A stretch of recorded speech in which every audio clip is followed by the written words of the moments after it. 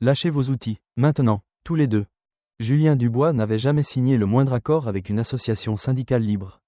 Pour la simple raison qu'il n'y en avait pas. Mais cela n'avait pas empêché deux justiciers autoproclamés du quartier de s'avancer dans son allée, brandissant de faux avis légaux et une pile de règlements contrefaits.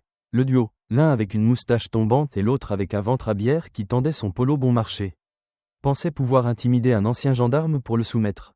Ce qu'ils ne savaient pas, c'est que Julien avait quelque chose de très réel qui les attendait.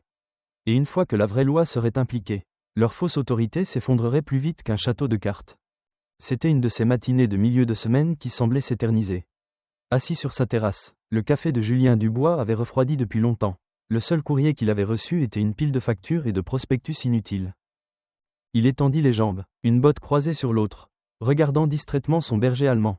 Rex, tourné en cercle vertigineux, c'était le seul divertissement que la matinée avait à offrir, jusqu'à ce que deux silhouettes indésirables apparaissent au bout de son allée. Il marchait vers lui avec la confiance mal placée d'homme qui s'était couronné roi d'un royaume qui n'existait pas. Tous deux étaient d'âge moyen, habillés comme des guerriers des fins de série d'un magasin de bricolage. Le plus grand arborait cette moustache caricaturale qu'on s'attendrait à voir dans un vieux film muet. Le plus petit, trapu, avec une oreillette Bluetooth collée à la tête, semblait avoir confondu autorité et arrogance. L'homme à la moustache s'avança le premier, ouvrant un carnet à la manière d'un acteur de théâtre. Son partenaire bomba le torse, essayant de paraître officiel. Julien se pencha en arrière, réprimant un sourire narquois. C'était du théâtre, deux amateurs jouant aux gendarmes dans une pièce que personne n'avait demandé. La moustache se racla la gorge. « Monsieur, vous êtes en violation du règlement de l'ASL. » Son ton portait le poids d'une fausse autorité, chaque syllabe dégoulinant d'autosatisfaction. Julien haussa un sourcil, prit une longue gorgée de café et dit d'une voix égale, « C'est drôle. Je ne savais pas que nous avions une ASL. » Patrice Bernard secoua lentement la tête en soupirant, comme s'il avait affaire à un enfant ignorant. « En fait, monsieur, dit-il, la voix épaisse de suffisance. Nous mettons en place un nouveau règlement pour le quartier. Des avis ont été distribués. » Le regard calme de Julien ne scia pas. « Je n'en ai pas reçu, dit-il sèchement. Les lèvres de Gérard Lemoine se serrèrent d'irritation. Eh bien, il est de votre responsabilité de vous tenir informé, lança-t-il, se rengorgeant comme s'il délivrait la bonne parole. Julien expira, sentant le poids de cette absurdité administrative. Et de quoi suis-je coupable? Exactement? Patrice croisa ses bras épais sur sa poitrine. Votre clôture, dit-il fermement. Elle n'est pas conforme aux directives de la communauté. Julien tourna légèrement la tête, les yeux balayant la clôture en question. Une barrière en bois solide et bien construite. Elle était fraîchement peinte, robuste, rien d'extravagant, juste du bon travail. Oui, demanda-t-il calmement. Qu'est-ce qui ne va pas avec? Elle est trop haute, déclara Patrice avec la certitude d'un homme annonçant une vérité universelle. Julien se frotta les tempes, sentant le début d'une migraine. Ceci est une propriété privée, dit-il lentement. J'ai construit cette clôture conformément au permis de construire et aux règles d'urbanisme. Gérard eut un sourire narquois, une lueur de triomphe dans les yeux. Les règles d'urbanisme local n'ont plus d'importance. Le règlement de l'ASL les remplace. C'est à ce moment que tout devint clair. Ces hommes n'étaient les représentants de rien du tout. Il n'y avait pas d'ASL.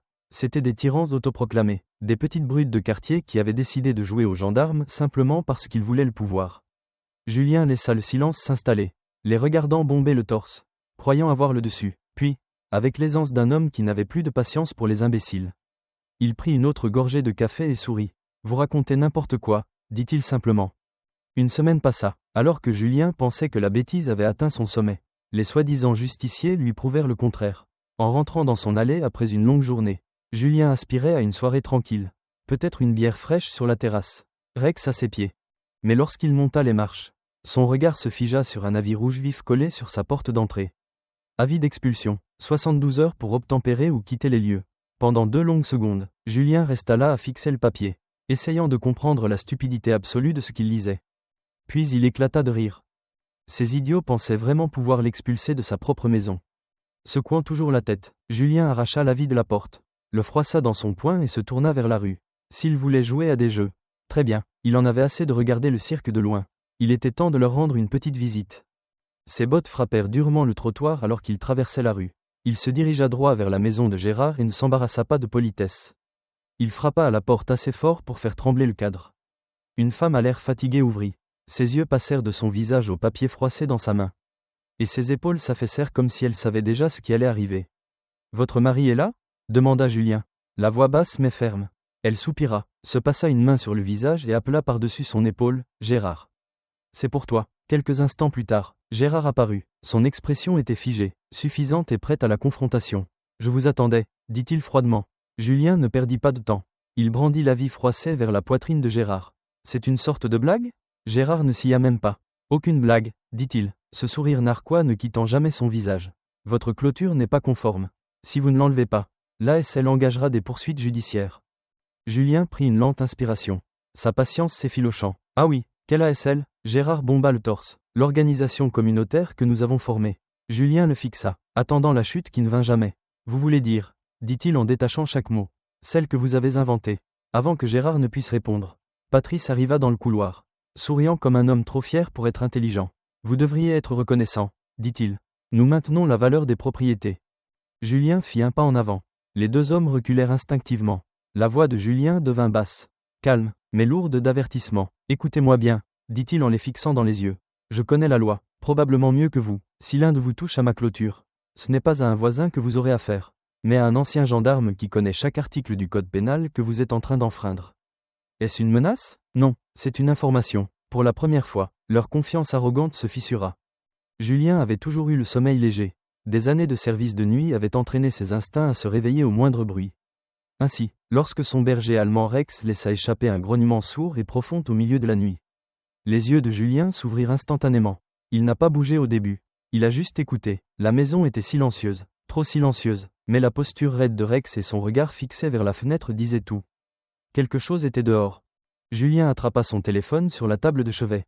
L'écran s'illumina avec une alerte de son système de sécurité domestique. Mouvement détecté. Ligne de clôture. Son pouls ne s'accéléra pas. Il se durcit en irritation. Ces imbéciles n'avaient vraiment rien appris. Il sortit du lit et descendit les escaliers. Chaque pas était contrôlé, silencieux. Au bas des escaliers, il jeta un coup d'œil au moniteur. Deux silhouettes près de la clôture. Des hommes adultes, pas des enfants, se déplaçant avec détermination. L'un tenait un pied de biche, l'autre un coupe-boulon. Il n'avait pas besoin d'un meilleur éclairage pour savoir de qui il s'agissait. Gérard Lemoine et Patrice Bernard. La mâchoire de Julien se serra. Ça suffisait. Il actionna l'interrupteur des projecteurs extérieurs et sortit. La lumière puissante et soudaine inonda le jardin. Les deux hommes se figèrent instantanément, comme des animaux pris dans les phares d'une voiture. Le pied de biche de Gérard glissa de ses mains moites, tombant bruyamment sur le béton. Julien expira lentement, sa voix égale et froide. « Qu'est-ce que vous croyez faire ?» Aucun ne répondit. Patrice balbutia finalement, « on peut en discuter. » Julien s'approcha, sa stature imposante projetant une longue ombre. Sa voix resta calme, mesurée, mais le ton n'était sans appel. « Pas besoin, » dit-il sèchement. « Sachez que tout ce que vous faites est actuellement enregistré par plusieurs caméras haute définition. Les fichiers sont déjà en cours de transfert sur un cloud sécurisé. Vous êtes en flagrant délit de violation de domicile et de tentative de destruction de biens privés. Un délit pénal. » Il laissa ces derniers mots flotter dans l'air, lourd et délibéré. Sans les quitter des yeux, il sortit son téléphone. « Gendarmerie, bonsoir, je signale deux individus en flagrant délit sur ma propriété, » dit-il à l'opérateur du 17. Sa voix calme et stable. « Ils tentent de détruire ma clôture. Je les ai maîtrisés verbalement. Ils sont non armés. Envoyez une patrouille. Et pendant que vous y êtes, vérifiez leur nom pour d'autres plaintes. » Au moment où la vraie loi arriva, les justiciers autoproclamés n'étaient plus que des loques tremblantes. Le chef de patrouille de la gendarmerie sortit de son véhicule, ses yeux se plissant en signe de reconnaissance. « Encore vous deux ?» dit-il avec un soupir, la lassitude dans sa voix trahissant une certaine familiarité. Julien haussa un sourcil. « Encore ?» Il s'avéra que ces deux génies ne le harcelaient pas seulement lui. Ils menaient la même arnaque à l'ASL factice dans tout le quartier. De multiples plaintes s'étaient déjà accumulées, harcèlement, intimidation, et même escroquerie. Ils avaient tenté d'extorquer des frais de gestion à des couples de retraités pour des couleurs de peinture non approuvées. Ils avaient exigé qu'une mère célibataire remplace ses rideaux. Et maintenant, ils avaient choisi la mauvaise personne. L'adjudant se tourna vers eux, la mâchoire serrée. « Vous pensiez vraiment que ça allait marcher ?» Aucun des deux hommes ne parla. Le silence disait tout. Julien ne jubila pas, ne sourit même pas. Il resta là, à regarder les gendarmes leur passer les menottes, à regarder les faux justiciers faire enfin face à de vraies conséquences.